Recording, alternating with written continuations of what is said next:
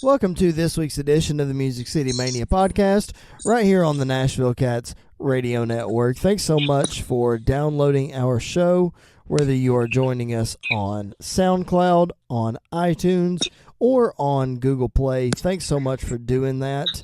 And if you are joining us on YouTube, you would be one of the first. Congrats on finding our YouTube channel, which is up this week, will be up as you are hearing this show. So hop on over there, subscribe. You're going to be able to find all of our episodes on YouTube, as well as some exclusive video content and just some random stuff that we decide to put up. You can follow us all over social media. We are at Music City Mania on Facebook, Twitter, and on Instagram. You can shoot us an email, musiccitymaniapodcast@gmail.com.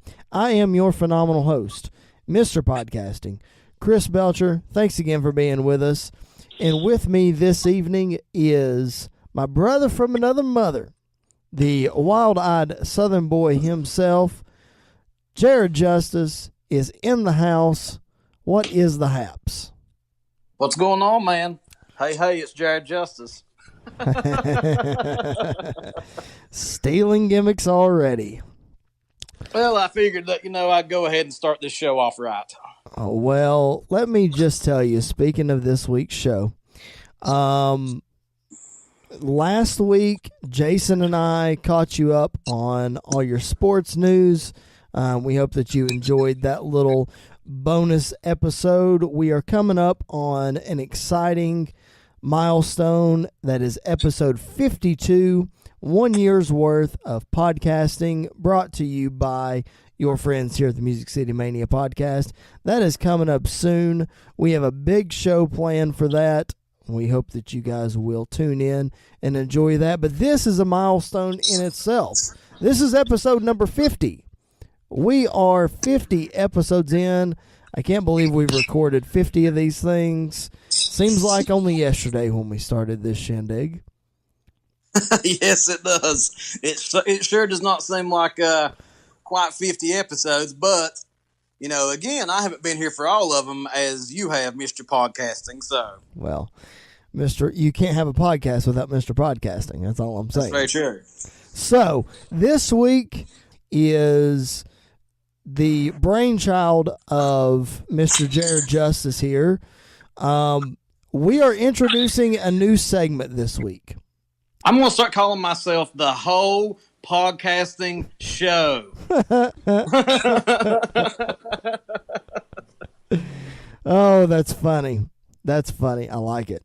So, brainchild of Jared's is a new segment this week. This podcast is for the fans, by the fans. We've said that from the beginning. We're just, a couple of fans bringing you our perspective of this wrestling news. We're all smart marks and we read the dirt sheets and things like that. And we think we're smarter than Vince McMahon and, all that. But in the end, we're just fans and we have our opinions, and this is our platform to get those opinions out there. However, there are a lot of podcasts out there who basically they'll repeat things, they'll tell stories, they'll tell things like they are fact. Now, some of those people are talking heads like the Dave Meltzers of the world and the Wade Kellers, things like that. Other people who share stories who were actually there, like an Eric Bischoff, like a Bruce Pritchard, like a Tony Schiavone, like a fill in the blank of your favorite podcast, Chris Jericho, Steve Austin, blah, blah, blah. Those guys tell stories like they are facts. So keep in mind of what Bruce Pritchard always says when he says, look, I'm telling you the story from my perspective. This is the way it happened from my perspective. Okay, great. But we have developed a new segment on this podcast, and it is called The Fans Call Bullcrap. Yes.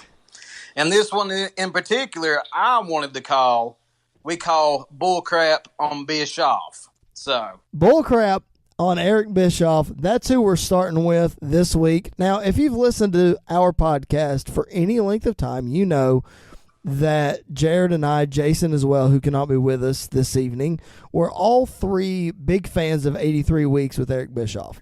I've seen them, saw their live show in Nashville, got to meet Bischoff. He was very gracious, even busted my chops, which was hilarious.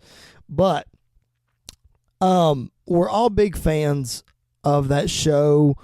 I think we even talked about the big Bret Hart episode that Bischoff did where he completely just took Bret to task, and it was hilarious. But there are times when Bischoff will tell a story and Conrad will call him out.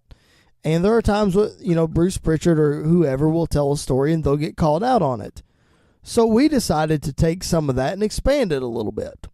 This week is Eric Bischoff. On this week's episode of 83 Weeks, he and Conrad discuss what every single WCW fan has been waiting for Eric Bischoff to discuss. And that is Starrcade 1997. The easiest finish on planet Earth that was botched. I thought you were going to say something about who Kimberly Page was with backstage, but this works too. Oh my gosh. Oh my Lord. I do miss seeing Kimberly Page. Well, so this was your brainchild. You called me today and you said, "Hey, I got an ideal." Yes. You worked it in. Of course I did. You called me today and said, "Hey, I got an ideal. We're going to crap on Bischoff." And I said, "Okay, what are we talking about?" And you had listened to the Starrcade episode before I did, and you are calling bullcrap on Bischoff and him defending the main event. So I'll let you pick it up from there, and you start with your bullcrap. I'll fill in mine. Now, let's bear in mind, I said just a few minutes ago that we're going to try to get to the current product. And as Jared, as you found out a few minutes ago when we were talking before we started recording, I am very passionate about this subject. Yes. And this might go for a long time. I was a little heated whenever you called me a few minutes ago. Maybe we should start calling you the PodCon instead of the Icon. You've got Shawn Michaels worked into there, which was also some of my brain children. Yes, that's true. My brain sperms. Wow. But, we also know that you love Sting and AJ Styles. And You've also worked AJ in. So, the PodCon, I'm going to go ahead and vote for it. But, so, again, we all know here, people that listen to this show on a regular basis, you're usually the one that can provide structure to any kind of situation, any kind of commentary, any kind of banter that I go on. So I'm just going to start and I'm not going to give any kind of history lesson, but we look back and we remember Sting had not been in the ring in quite some time. What was it? A year, 2 years? 16 months. Okay. So, and this is where it really starts, the headache that ensued whenever I was listening to this show before I notified you. But, so according to Sting and according to Bischoff, and Sting hasn't went in, I guess, a whole lot of detail on this particular time period, but Sting had some personal problems, maybe some demons, maybe some substances, whatever those may or may not have been. I personally don't know.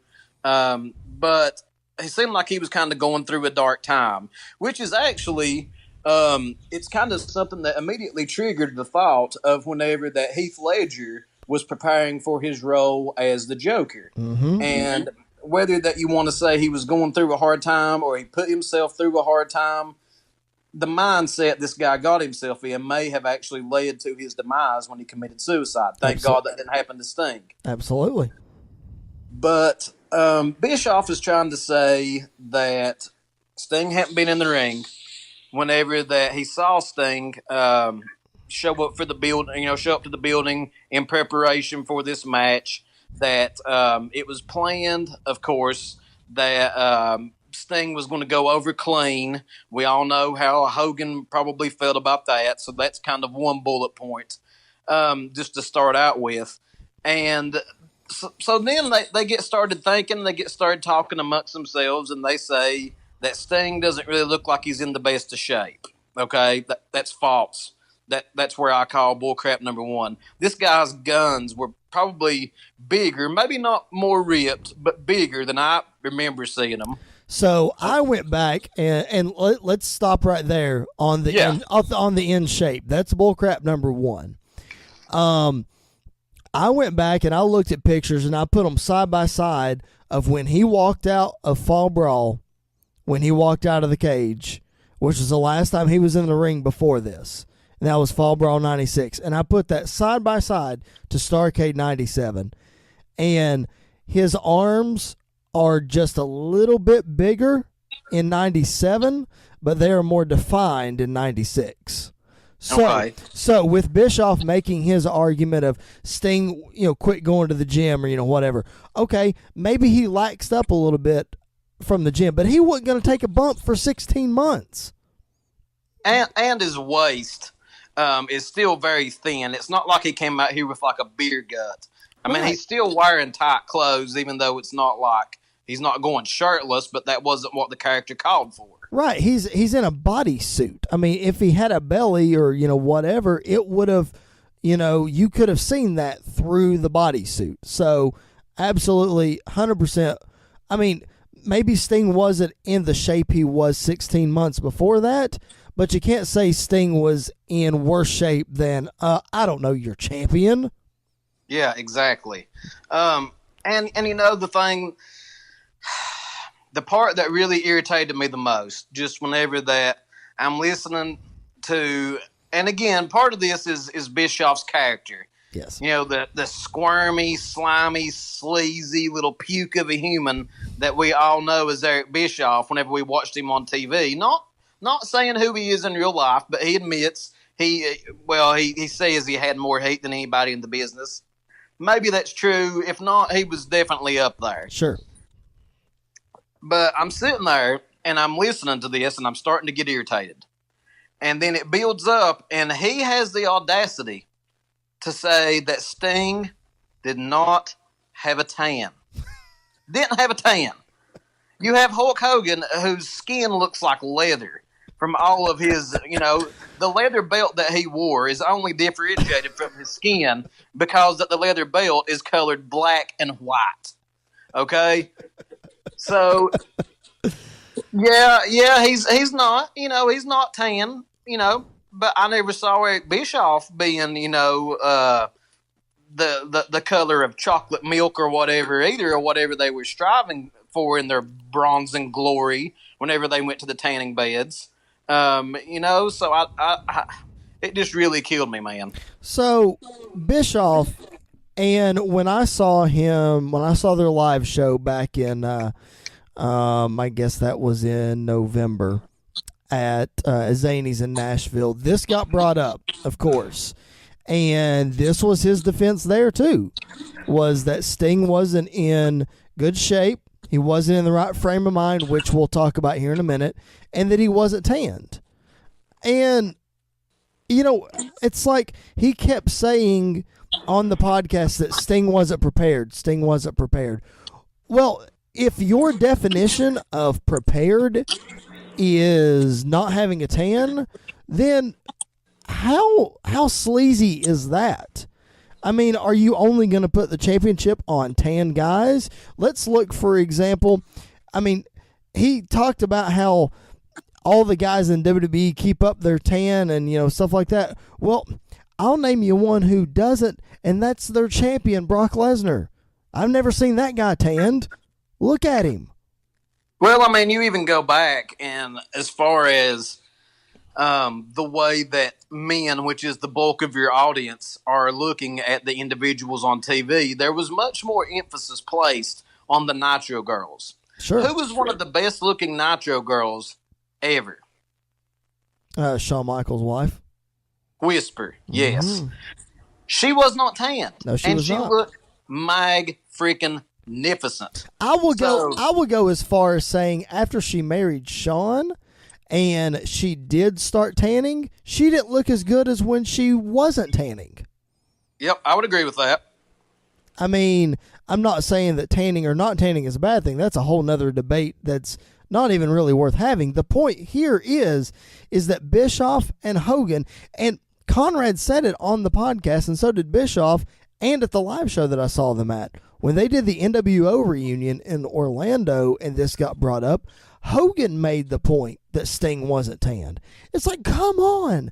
Why is that a big deal? I don't understand why that's a requirement to be champion, or why that is considered not being prepared to be champion. And then they brought up, Bischoff did, pronouns pal, that why couldn't he at least get spray tanned? Okay, so look at our current president, who I think very highly of personally. The man looks orange. Okay, Mm-hmm. do you want the person who's going to be your champion to come out looking like a big cheesy poof, a Cheeto? Right. That's a possibility when you spray tan. Yep. So I mean, my point being, Sting almost had like an Undertaker type of gimmick, which is why everybody wanted to see Sting versus the Undertaker. Yep. The Undertaker was not tanned. Absolutely. It added to his character. Sting was not going out on beaches and sunbathing with his crow paint on whenever he's supposed to be, this depressed individual that's sick of how the path that WCW is taking since the NWO started to take over.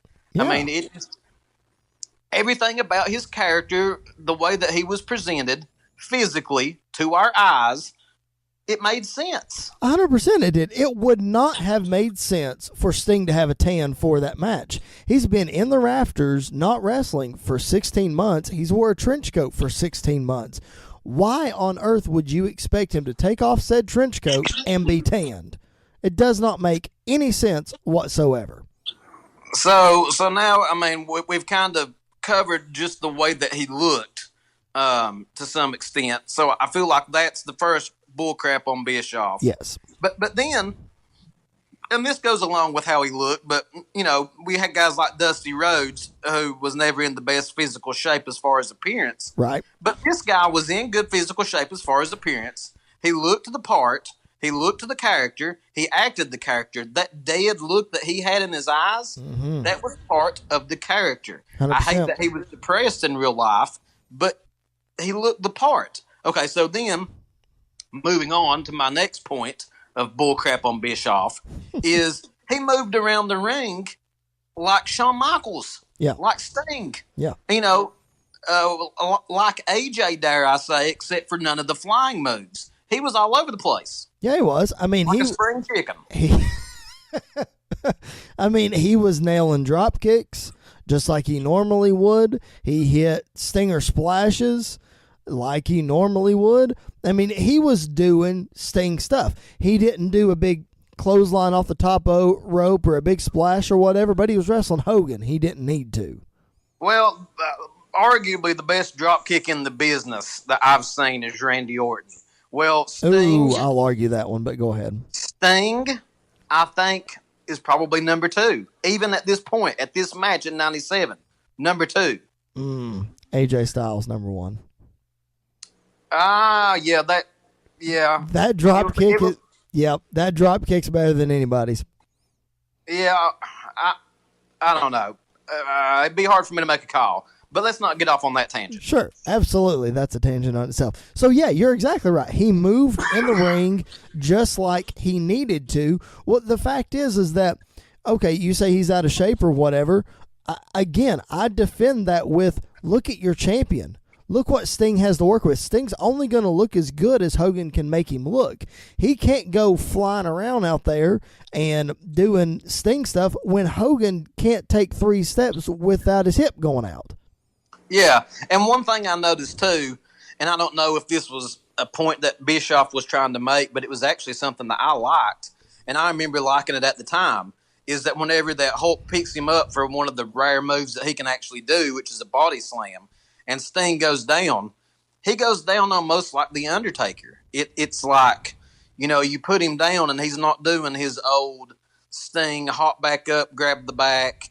I mean, he has the look of almost like an intelligent zombie or something. Like you slam him down, and it's like a mythical character, a mythical creature. That's what we were supposed to think Sting kind of was. Well, not only that, but to that point, at the beginning of the match, Hogan's getting a couple of right hands in. If you notice when he's got him in the corner and he's chopping him and he's choking him or whatever, Sting has that stoic look on his face the whole time. And he's selling like $1 million. He's selling like $1 million, but you can't see it on his face. Like, you know how some guys will open their mouth or some guys will favor their face or whatever. Sting is not doing any of that, but you can tell that he's selling.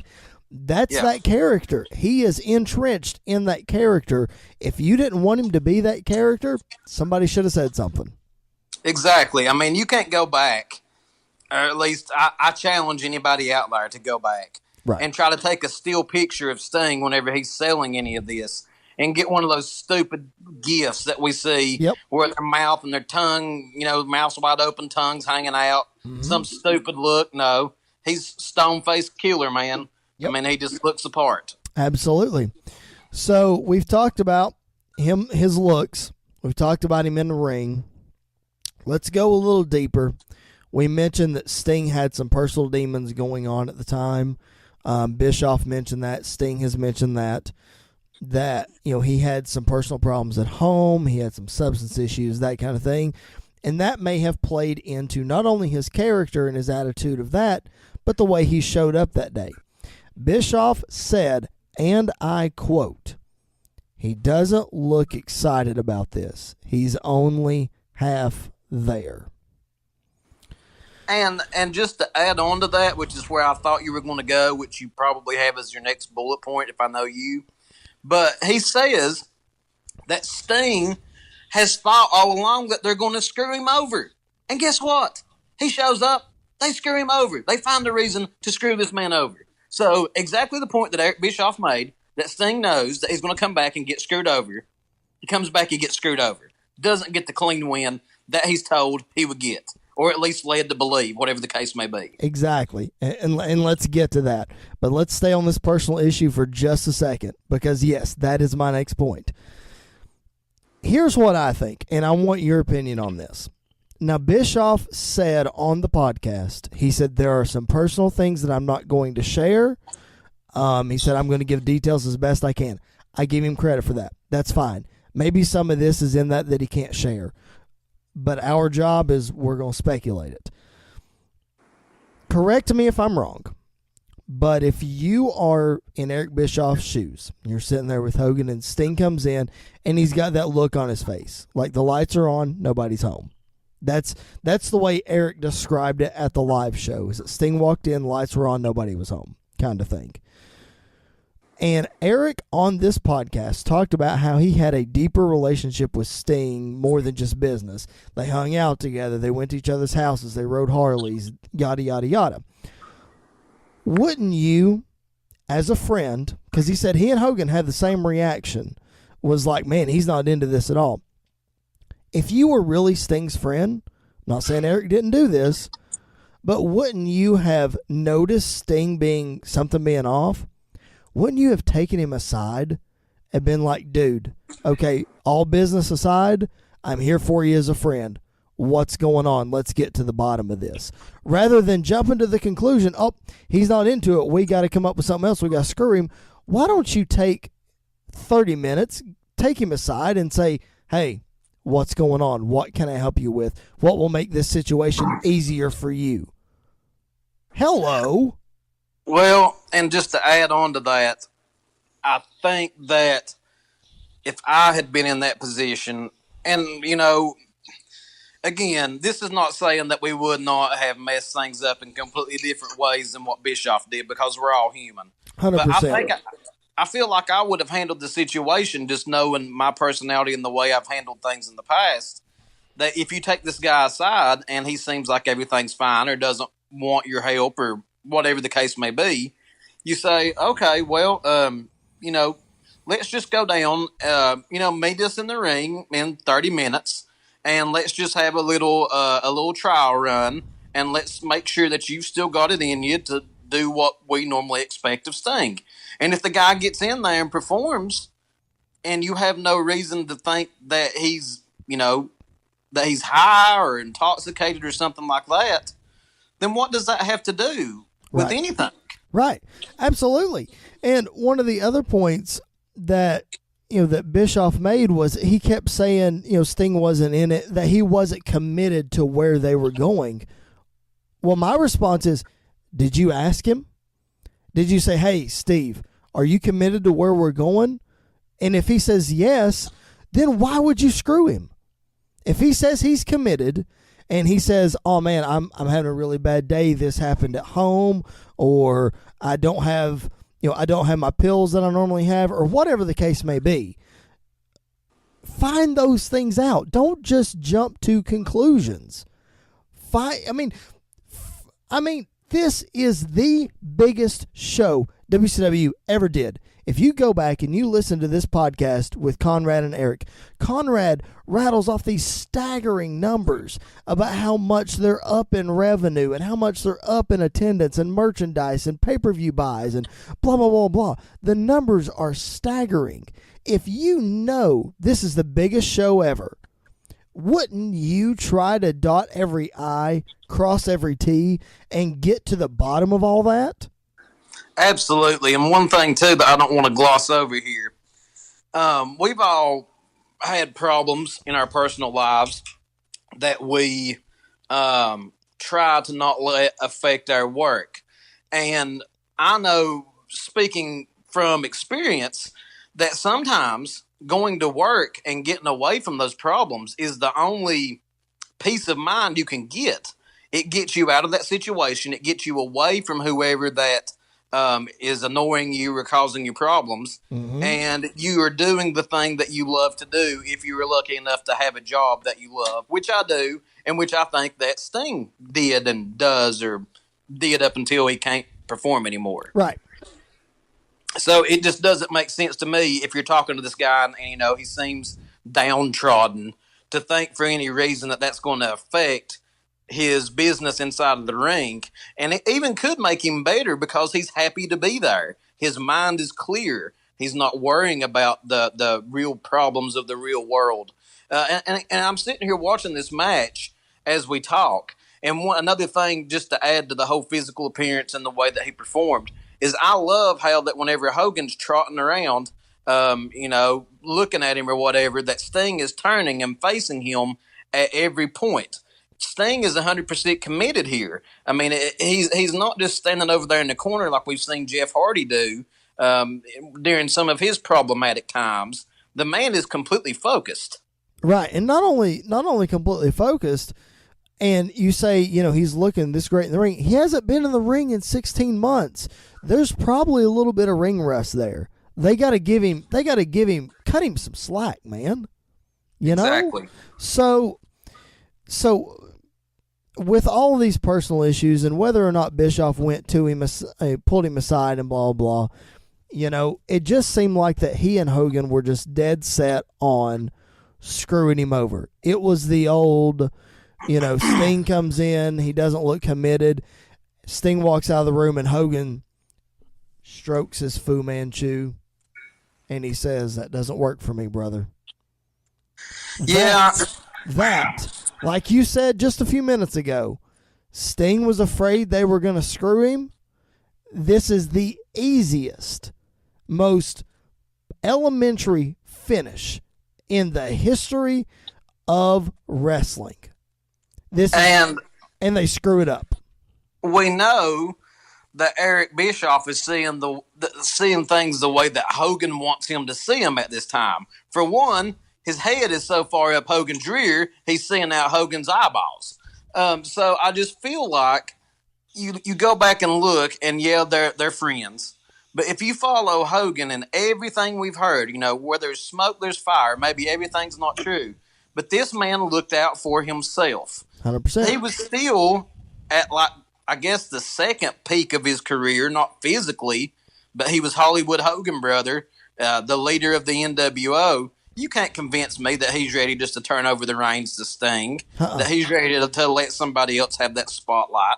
He would have never been ready. He'd still have the spotlight today if he could. Exactly. No, you're exactly right, because he regains the title after Sting. He regains the title at least 1, 2, 3, 4 more times that I can think of off the top of my head. 5 times, actually, that I can think of. So yeah, and in my mind, I guess, too, I just see it like that Sting almost doesn't win, even though that's why it was so hard for me to remember looking back, is because this doesn't seem like a Sting victory because of the count. I mean, he lost via count out. I mean, via 1, 2, 3 count out. Yeah. Not count out outside the ring. Right. But that's what a lot of us see looking back, and I think that was Hogan's goal. Yeah. Yeah, I beat him clean. He has no beef. But then Bret Hart restarts the match, and he beats me after that because Bret Hart helped him. It took Bret Hart and Sting to beat Hulk Hogan. Right, and they still didn't beat him because 10 days later, Sting is stripped of the championship. Right. So, before we move on to that, you mentioned the count. So, let's talk about the count. On the podcast, Conrad references that Nick Patrick has said over the years that when he was told about the finish, that the boss of WCW told him that it was going to be a fast count. He needed a fast count Sting down, and that Sting was still supposed to kick out. So the boss told him to count, fast count. He said, and then the real boss of WCW came to him and said to count normal. Now, fill in your own opinions there, but my best opinion is that Eric Bischoff is the one that relayed the fast count. Hulk Hogan is the one that wanted the normal count, like you just insinuated a minute ago. Well, here's my question, and it just hit me. Okay, so if we're Sting, was he told to lay there and take a 3 count no matter what? Because if supposedly he was supposed to kick out on the fast count, but he lays there for the full 3 count, the man's completely lucid. He's completely focused. Don't you think at some point he was told by somebody, you're getting 3 count. You're getting the 1, 2, 3. You do not kick out. I mean, if you look, Bischoff said that Sting was supposed to kick out. No, he wasn't. Because if you watch that pin, Sting made no effort to kick out whatsoever. None. Yeah, so something's not right there. So Bischoff says that it was a miscommunication and Nick Patrick got the wrong information. Okay, again, I go back and I say, this is the biggest pay-per-view of the year. You're in charge. Bischoff said that he didn't get involved in the particulars in the match because that wasn't what he was good at. Bullcrap. If this is the biggest show of the year, you are going to that meeting and you're saying, okay, what's the final details? Everybody's on the same page. We're doing a fast count or we're not doing a fast count. You're having that meeting and everybody's on the same page. You have to. If you run a company, you run a business, this is the biggest show of the year, you have to know exactly what's going on. You can't just meet with the referee after and say, what was that? The referee say it was a miscommunication. All right, we'll see you tomorrow. No big deal. That makes 0 sense. None whatsoever. Yeah. And I just think it's hard. I think it would be hard for Bischoff to stand with somebody and argue again as to why Sting took the full 3 count that was a normal 3 count if he wasn't told by somebody to take a 3 count. Exactly. So it just doesn't make sense the way that Bischoff is playing this out. That makes me lose faith as to what credibility we can truly give him to any of this story. Right. Well, I do think he's covering up for Hogan for a lot of it. I really do. And I think he doesn't want to go public and rat Hogan out. I get that. That's fine. That's your buddy, whatever. But don't come up with all of these things that you have come up with. Say their gospel, say their truth, and just leave it at that. You can't say this is absolutely true, but it's contingent on this, it's contingent on Hogan, it's this, it's that, you know, I just, you can't tell me half. It's like Dave Meltzer reporting something and telling me that it's absolutely 100% true when Mabel wasn't even the third man, wasn't even considered for the third man. It's ridiculous. It just, don't even tell the story if the whole reason behind it is Hogan, and you're not going to tell me it's Hogan. Well, there's so many times that we can all relate to, because maybe some of us have been either guy in this story, but I think we've all at least been one of the two, if not both guys at some point. How many times throughout your life have you seen a situation where that one man thinks another man is above him, beyond him, and the man who is looked at as being above him or beyond him starts hanging out with the guy who thinks that he's below him and may be below him as far as whatever kind of social ranking you want to put on this. Right. And the yes man, the smaller guy of the two, socially speaking, not stature or anything like that, goes along with everything the other one says because it makes him feel like he's cool. It makes him feel like that the other guy brings him up in everybody else's eyes to his level. We've all seen that a million times. And I think that anybody out there who can honestly look themselves in the mirror and say, without laughing or without looking away, because you just can't lie to yourself. Right. I mean, I wouldn't think you could, but to say that wasn't the situation here and that Eric Bischoff didn't have somewhat of a bromance with Hulk Hogan and just absolutely love him and, you know, sit down at his feet and maybe even, you know, bow down and worship just like he did whenever he came out on stage, then I think you're lying. I think you're lying to yourself. I think you're lying to whoever's listening.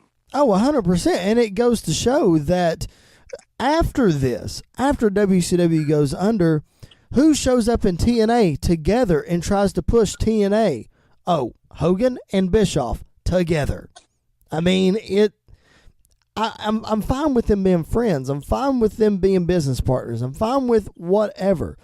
That's not the point. The point is that, I mean, he's not going to rat his friend out. So don't talk about it at all. You know, that needs to be, you know, there are some things that Bruce Pritchard has said or that Conrad said that Bruce is just not going to talk about. You know, we know that he's not going to talk bad about Vince. I'm sure there are certain stories that he will not tell about Vince or about Hunter or about Stephanie or yada, yada, yada. So maybe this should be something that Bischoff should just say, I'm not going to talk about that. There were personal things that happened, and until those parties bring that information to light, I'm not going to talk about it. Maybe that's the way he should handle it. Here's just a theory that I'm going to float just as I'm watching this back, something I never thought of, and maybe it got brought up toward the end of the podcast because I got so pissed that I quit listening. I wonder if this thing was pitched to Sting. Okay, so Hogan is going to break the rules. He's going to go outside, he's going to get your ball bat, and he's going to smack you on the back with it. Now, you're not going to go unconscious, whatever sense that makes, but we're going to put you back in the ring, and we're going to count you 1, 2, 3. Then we're going to have Bret Hart, for that reason, stop the timekeeper. You're going to put him in the Scorpion Deathlock, and then he's going to submit. That's the only way that this makes sense. But the thing is they didn't lay it out like this, to my memory at the time. Nope. They didn't say, okay, so looking back at last night, ladies and gentlemen, it was the biggest night in sports entertainment history. Sting was screwed by Hulk Hogan because he was hit with an illegal object. His black baseball bat was then tossed back in the ring, pinned 1, 2, 3, but thank God Bret Hart was there to save the day. It was not pitched like that. No. It was just left alone to think, okay, so Hogan beat him, Bret helped him cheat, and then Hogan taps out. Right. Or submits or whatever it was. Yeah. Yeah. So I just wonder if that wasn't the way this thing was pitched, but never played out, which I could completely believe, based on everything I've heard about WCW and Eric Bischoff and Hulk Hogan back at this time. Right. Well, the way that the announcers took it after that was that it was a fast count, that Patrick tried to screw him over again, and that Bret Hart stopped him, and Sting ultimately wins the championship, blah, blah, blah, blah, blah. It goes back to the fact, like you just said, it shows what kind of atmosphere and what kind of company WCW was and how it was being run. You get, again, I can't stress this enough, the easiest, most elementary storyline finish in the history of wrestling, and you find a way to screw it up. I don't understand it. So in the end, Sting gets the championship. Like we said, the match gets restarted, Sting gets the championship, and then the next night on Nitro, they decide they're going to have a rematch. And then I think the way it went down, I think Sting has him in the Scorpion Deathlock, and the show goes off the air. You don't see a finish. Fans are irate. They're upset. The very next week is the premiere episode of WCW Thunder. On that episode, they bring Sting and Hogan out because there's controversy, blah, blah, blah. J.J. Dillon strips Sting of the championship. And they have a one-on-one match, Sting and Hogan, at Super Brawl for the vacant championship. And Sting wins there. Sting holds the title for 2 months. He loses the title to Randy Savage, who then loses the title to Hulk Hogan the very next night on Nitro. If you can't tell me that Hulk Hogan's hands were all over this, finding a way for him to get the championship back, you cannot tell me that wasn't the case in this situation. Yeah, there's just too much stuff, man, that just reeks of.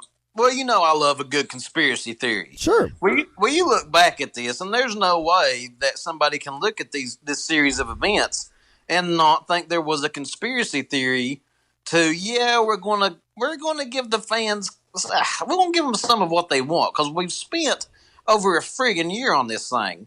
But Sting's not going to win the right way that makes him look good originally, and then we'll cut the show off. So, maybe the building sees what happens, but nobody outside of the building sees what happens. And, maybe we'll finally give him the win, but then we're just going to take it back off of him, and Hogan gets the title back the same way he always did, which is part of the reason why I think this company failed. Oh, 100%. No, you're absolutely right. It was fine for Hogan to have the title in 94, 95, blah, blah. That's fine. When he first comes in, that's great.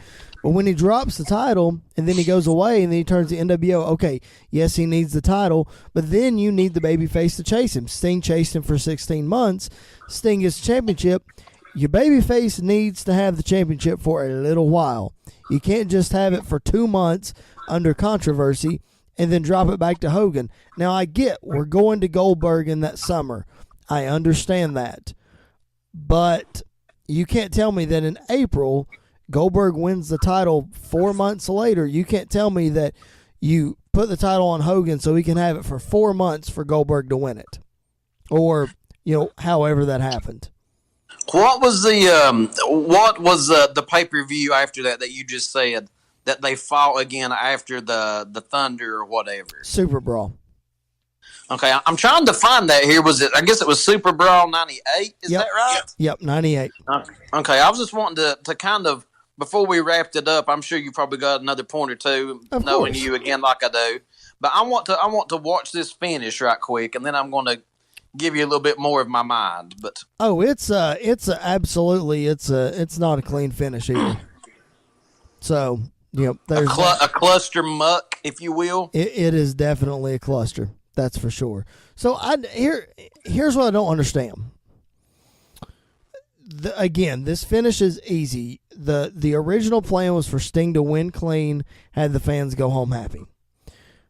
What I don't understand is why you had to change the finish to begin with.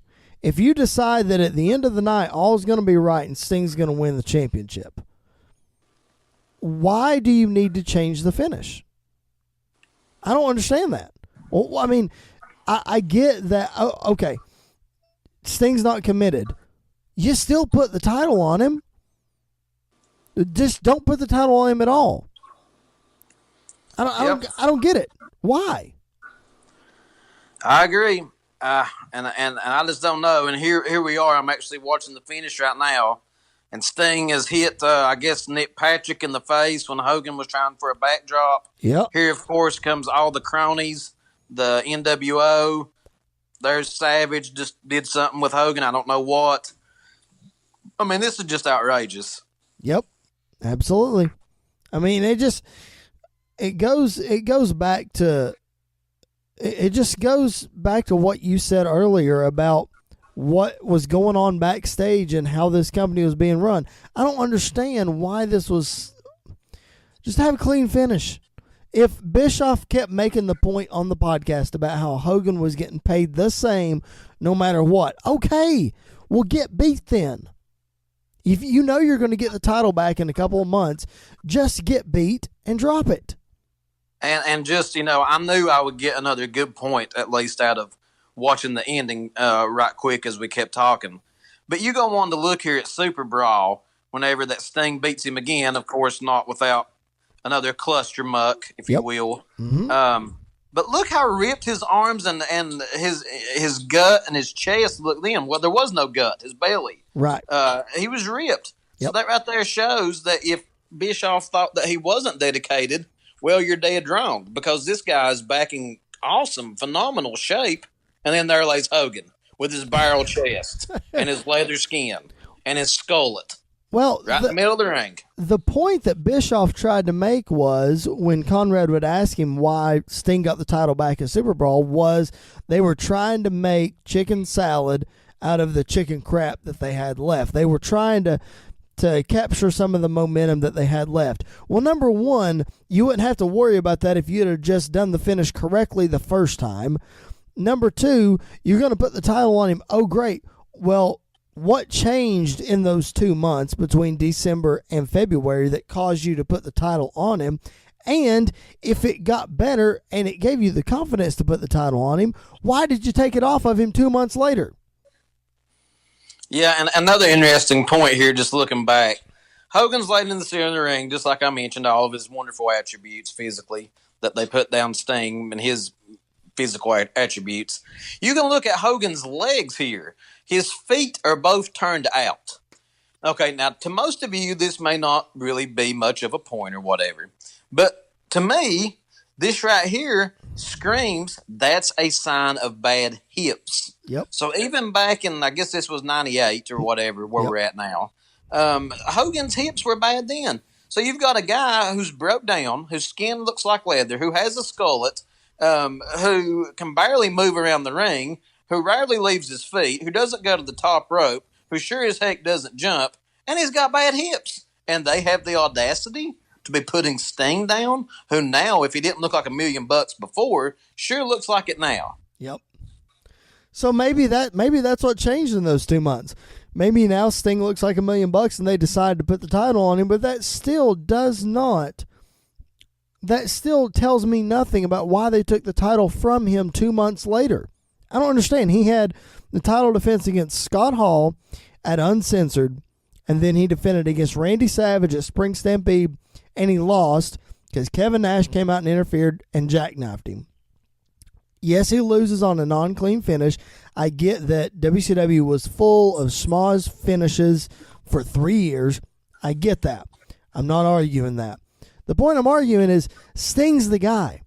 You spent 16 months building Sting as the hero, and you don't go with him, and you say it's because of his personal problems or that he wasn't committed to where he was going. Again, the fans call bullcrap because that's ridiculous.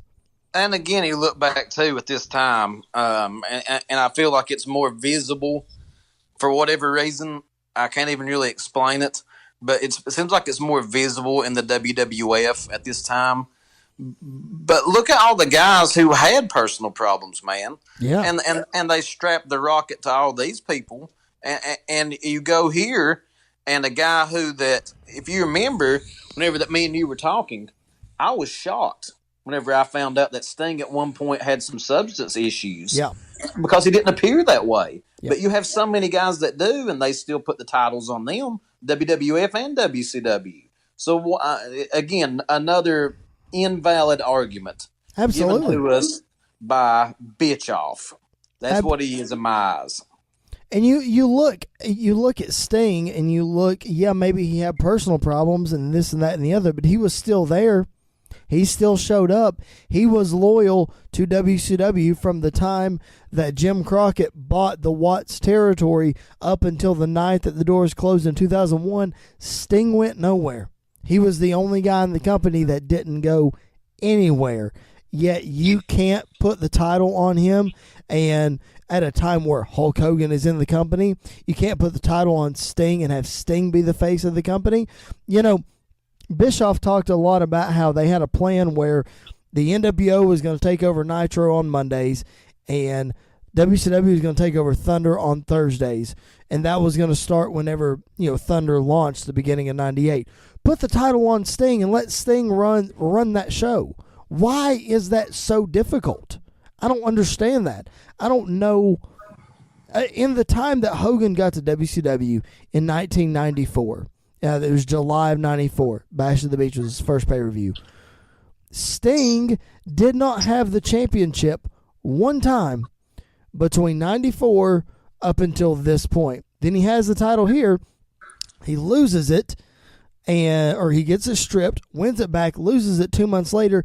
Then he doesn't get the championship again until 1999 when he beat Diamond Dallas Page. Do you want to know how long he had the championship that time when he beat Diamond Dallas Page? I'll tell you, it was a matter of about an hour and a half, and he dropped it in a fatal four-way later that night. Do you know when the next time he had the championship was? He beat Hulk Hogan at Fall Brawl on, guess what? A schmoz, controversial finish. After that happens, then they have the whole issue with Goldberg and Halloween Havoc going off the air and blah, blah, blah, blah, blah. And then Sting gets stripped of the championship, and they have a tournament. And that's it.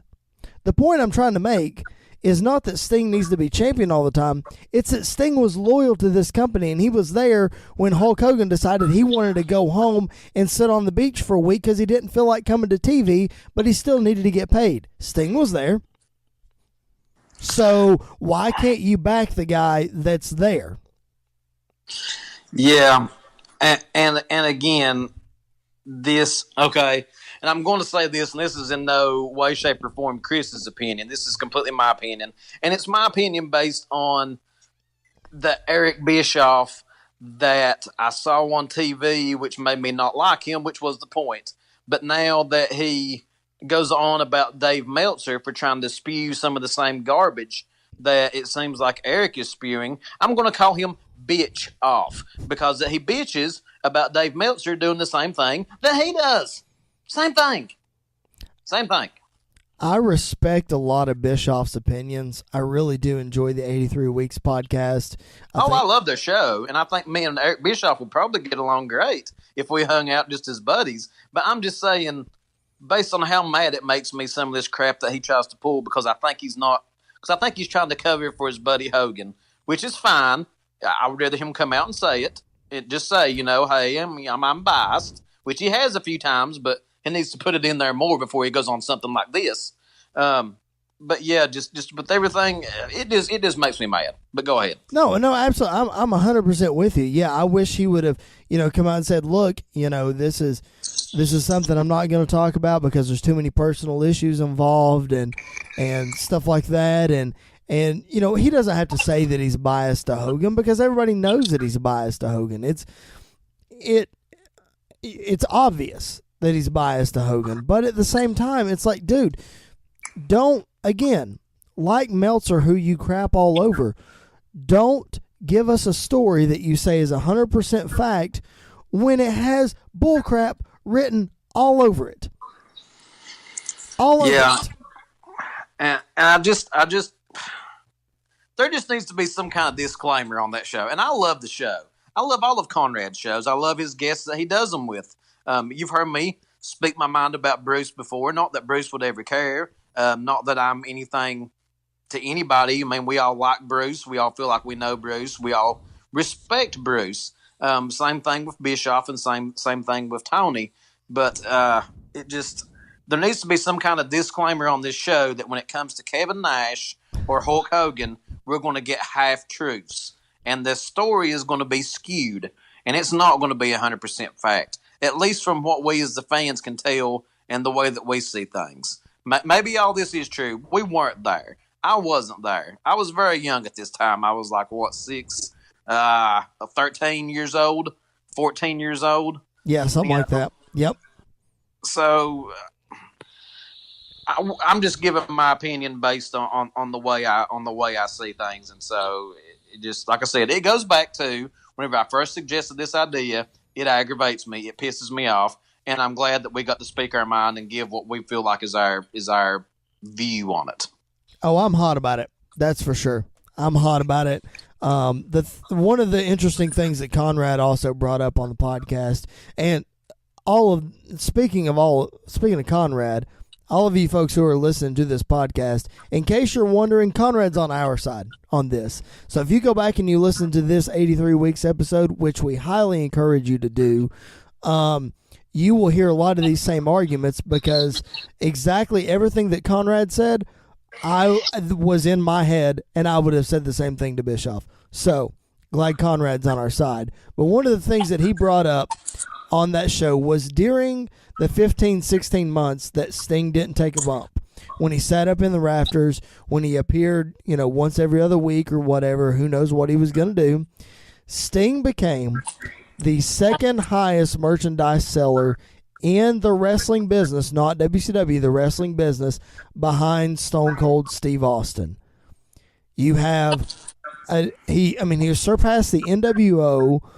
He was selling more merch by, I think, 200 shirts on pay-per-views that he wasn't even on, yet he was outselling the NWO.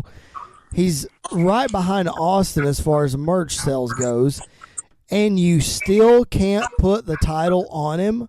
You can't, quote, depend on him to be your champion. You don't think he's all there, yet he's selling all this merch. It's what the fans want. Give him the title if you have a problem with it. If he proves that he has a problem, or he proves that you can't trust him, then okay, beat him. Take the title off of him. But you have the easiest finish in the business. Why not do it? Why do you have to have all this controversy in the middle of it?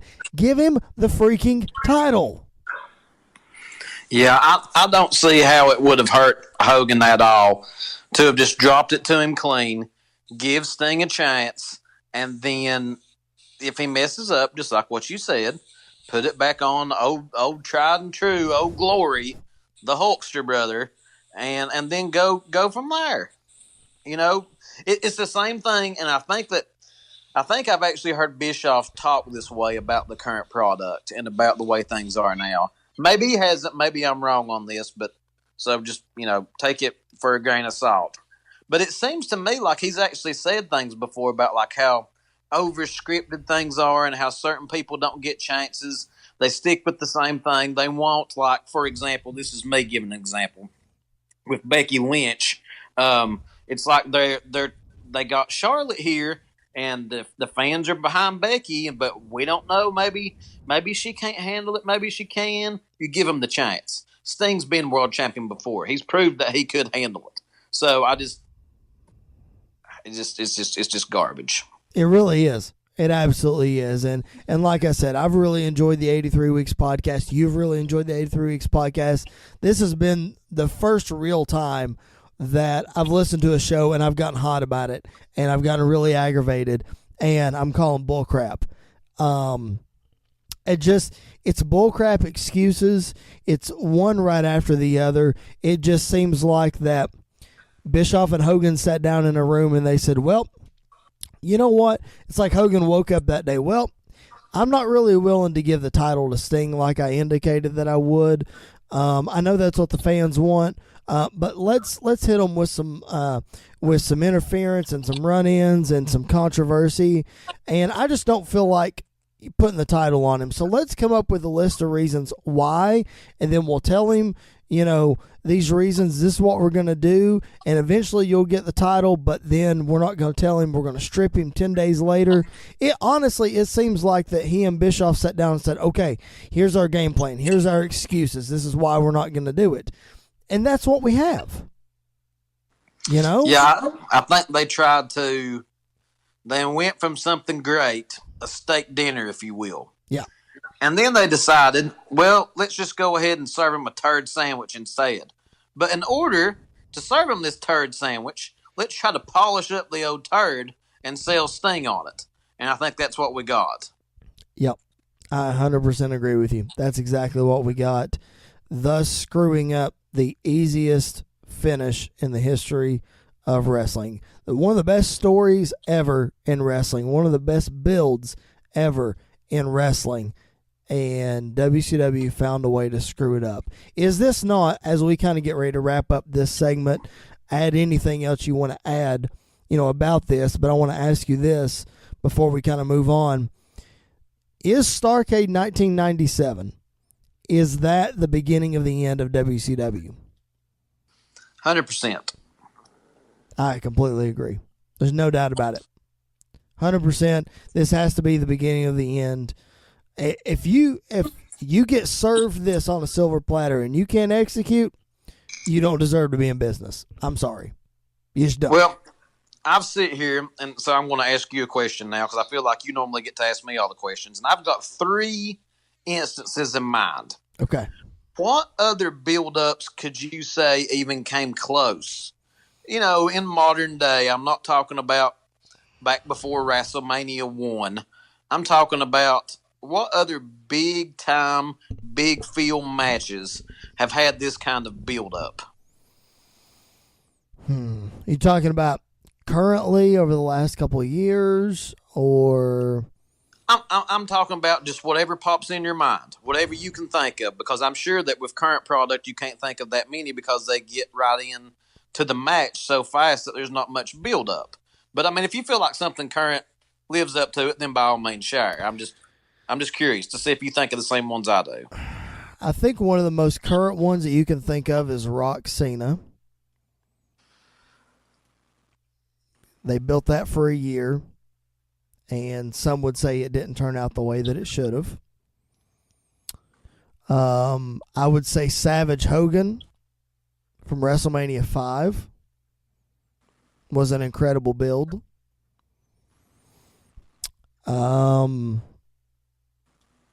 Those are the 2 that are kind of off the top of my head that I'm thinking of. I could be biased and say every Shawn Michaels feud there is, was, and ever will be, but, Well, what were the ones you were thinking of? Okay, so one is an actual match that they built to, which was Hogan and Andre. Okay. WrestleMania 3. Yep. Shawn Michaels and Bret Hart, WrestleMania 12. Yeah, I was going to say that. Yep. And then I think the only other ones that come to mind really there was no exact match that it was supposed to culminate in. It was just the build that they took their time and got to, was building up the Ringmaster, turning him into Stone Cold Steve Austin and giving him the title. Then the other one was actually in WCW with Goldberg. Yeah. You build him up. I'm sure that probably if Hogan's alive and well, brother, that it was probably Hogan he was building up to all the time, but they actually took their time and built this thing, and they actually did manage to pay that one off right. So, but those are the main, the four other times, 2 of which were actual matches. That's about all I can think of that have had this kind of build up. And I don't think that they ruined any of the other ones. No. But they somehow found a way to screw this one up. Exactly. Because I would argue that even though that build for Shawn Michaels culminated in his first championship in a 7-month run as the WWF champion, I would argue, you've got Hogan, Andre passing the torch to Hogan in the Silverdome. and then you've got all of those builds, you've got all of those matches. I would still argue, though, that Sting and Hogan is bigger than all of them. And the reason that I would argue that is because you see Hulk Hogan turn heel for the first time. It turns the wrestling world on its head. And you get this hostile takeover with this NWO.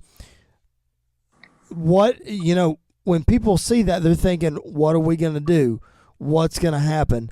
And then Sting turns his back on WCW. Will he join the NWO?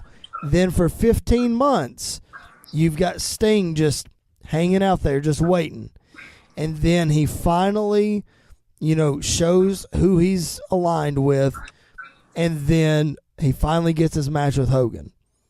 It's the culmination of the NWO versus the WCW, and they screw it up.